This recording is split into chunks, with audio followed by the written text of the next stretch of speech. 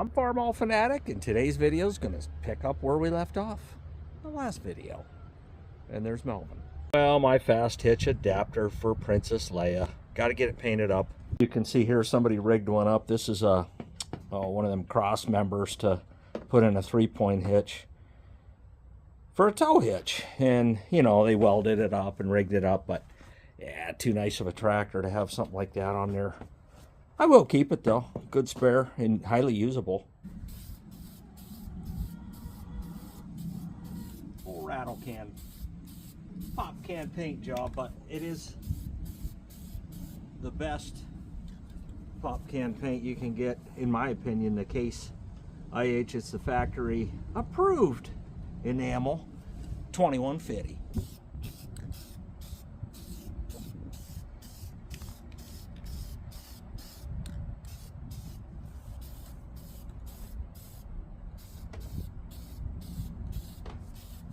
Well, and this is my winter beast. A couple of you have seen this. I don't know, probably several thousand, but I've decided, since I'm going to keep her, I'm going to rebuild her, and that engine's getting an overhaul fairly soon, probably within the next month.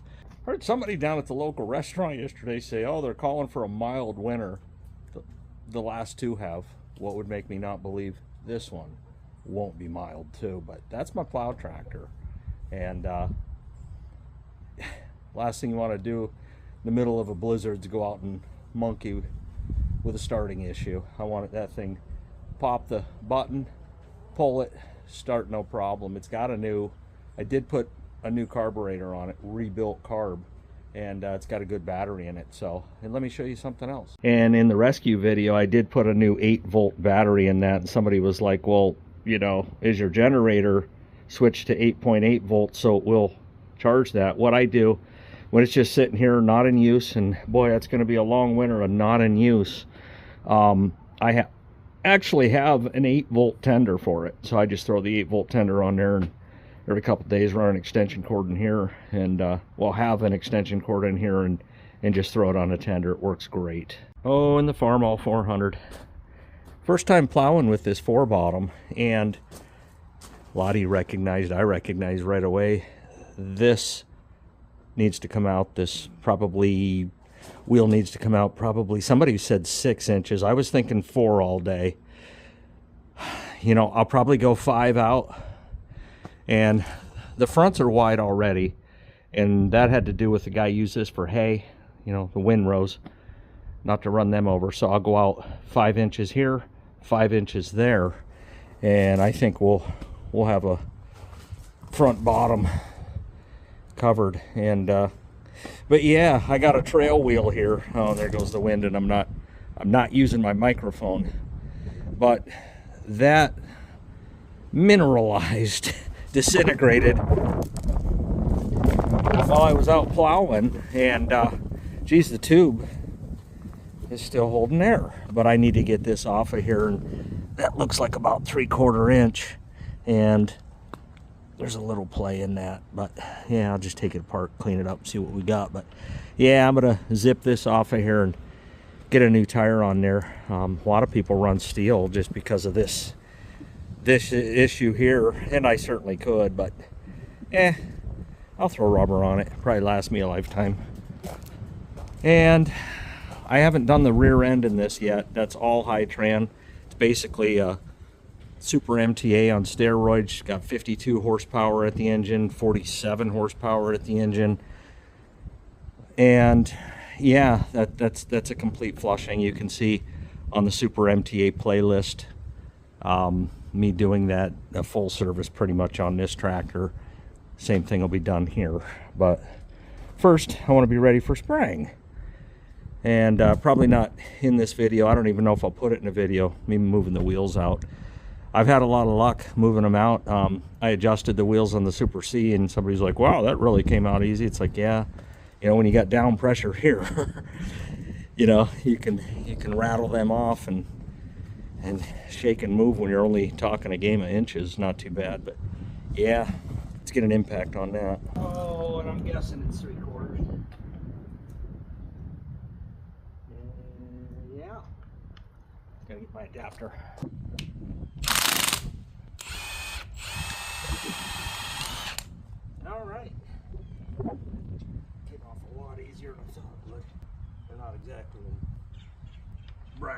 condition, but they can be replaced too. There we go. I didn't spray these with anything either. It's like, what happens, happens. What happens on Farmall Farm stays on Farmall Farm. There we go.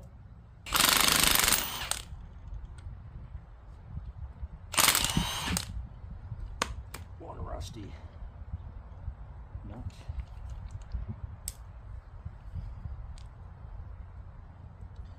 And washer. Okay. There's actually some grease in there.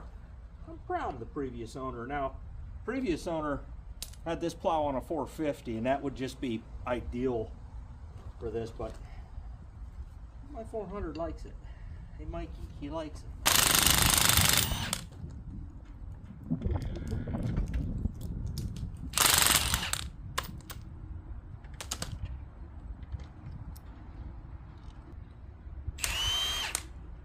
Go. Whoop. There she goes. And there actually is grease in that bearing. Check that out. Grease everywhere. Savoir-faire is everywhere.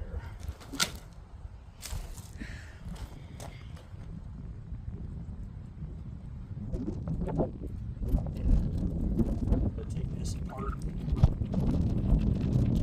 Clean it out, make it right. Dynamite. My attitude was initially, when I bought it, I knew the tire wasn't good, but send it. Dynamite. The grease ain't looking right. 3 nuts,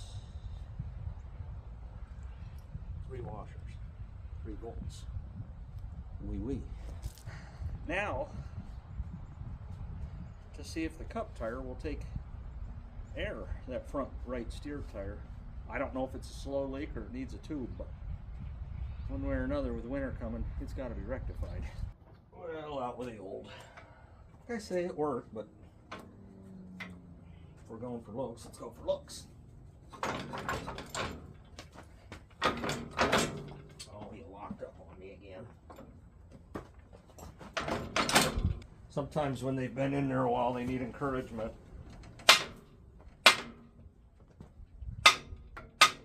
Not a lot, but enough.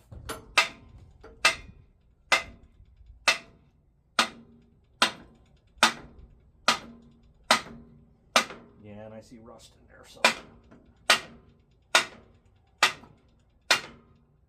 there.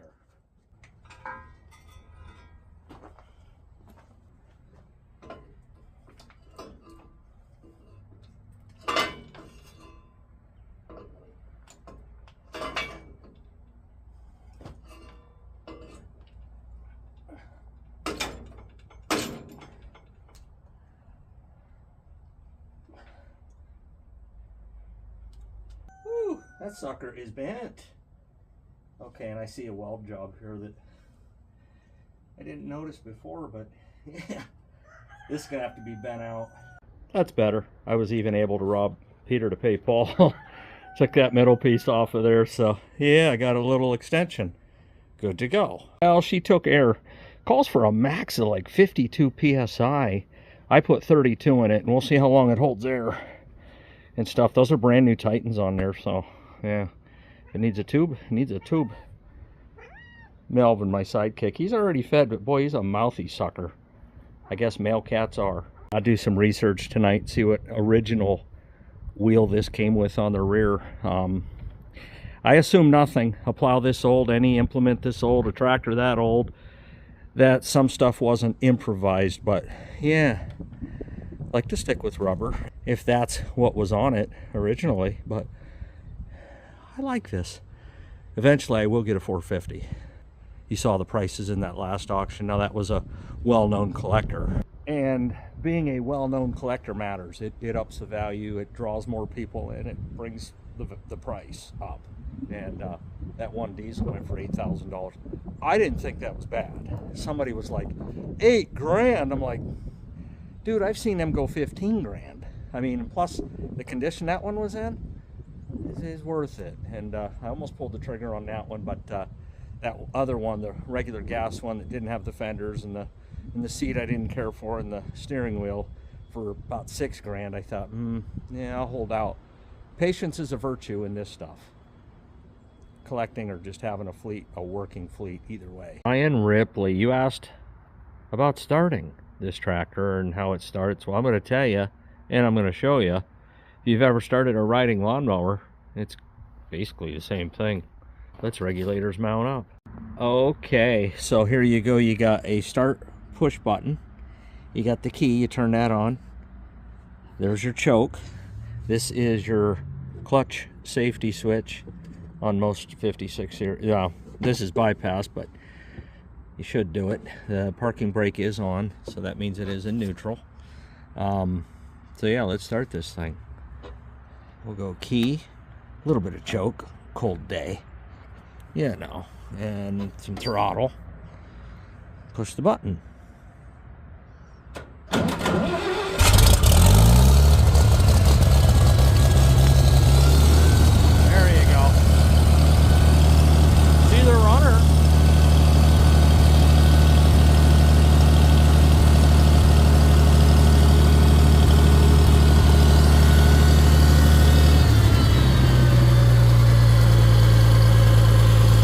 Now this is what I call passive-aggressive behavior. Somebody needed pulled out, so they borrowed this tractor, hopped on it, and you know they knew their hands were muddy from the chain and stuff, and they got up and they smeared the mud all over the steering wheel, all over the shifter. That's passive-aggressive behavior. So if you're going to move this, you just take off the parking brake, push in the clutch, down in reverse. We don't need to be in 4. 3's fine. And let out the clutch. Back we go. Where we stop, we do know. There we go. I got the brake split. If you're not out in the field, you want them in road position. It's that easy. Let's go start the diesel, because you don't want to be a weasel. Okay, so this is a diesel, Farmall 826. German 358. Starts on demand. It's about 47 degrees out. I haven't fired this thing up in, I don't know, I mean, I lose track of time, probably a couple weeks, I would guess. And yeah, let's regulators mount up. My new seat. Ah, my new steering wheel. So this is a little different, okay? The previous owner wired this a little bit different. Oh, there we go. Okay, we're in neutral. So normally it'd be the same scenario, you know, turn the key, press the button, good to go. Well, that's all been bypassed. I'm okay with it. I have no problem. You do have a, I guess you call this a shut off or a kill switch right here. Kind of like a choke. Yeah, it's a fuel lever.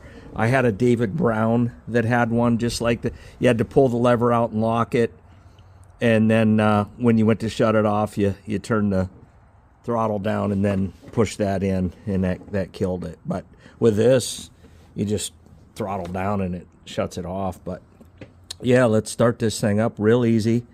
I go over and then halfway, and yeah, we got the switch pulled out a little bit and in neutral in theory. Push your clutch in, okay, and then down here there's a switch rigged up on this to start it. So let's go. Being fussy.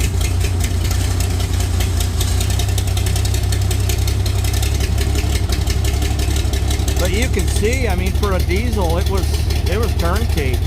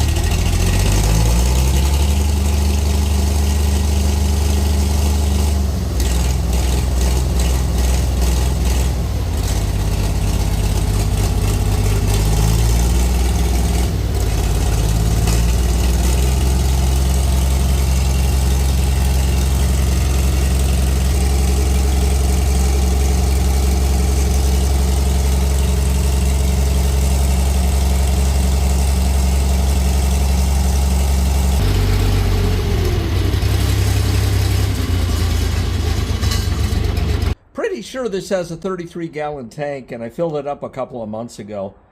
Since filling it, I did a lot of chisel plowing. I did some calder mulching with it, and you see where the needle's at. It's still plumb full. I don't know. I mean, I looked down in the tank, and I could deduce maybe I used a couple of gallons. I mean, I don't spend much on fuel running these diesels, these German diesels. Very fuel efficient. And I couldn't be happy with the tractor. I really couldn't be. There's an auction tomorrow. It's not a Red Power, Canadian Red Power. And this kind of indirectly touches home a little bit. Guy named Curtis Beblow, and he used to go to quite a few WTC auctions over the years. I saw him probably at least a few dozen times, and we didn't know each other. He might have known who I was, but you know, when you go to an auction and you see a guy at just a general auction, a consignment auction, you don't know what color they are. You know, are they a green guy, a orange guy, a red guy?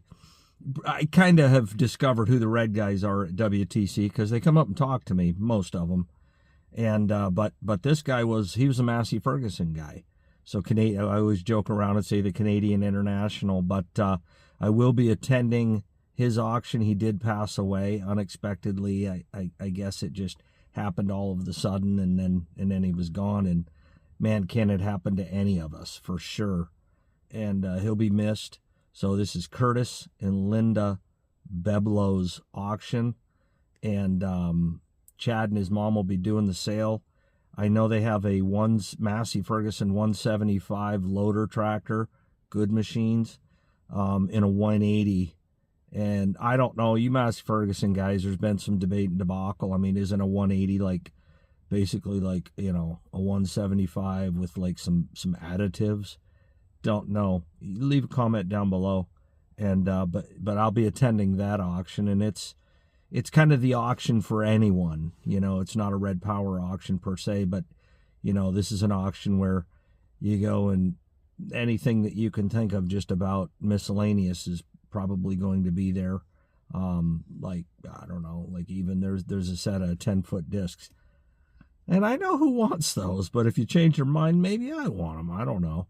But yeah, Farmall Friday. We'll see you tomorrow, Saturday, Greenville, Pennsylvania, WTC, Lady Laux Auctioneer. Thanks for watching. Hit subscribe.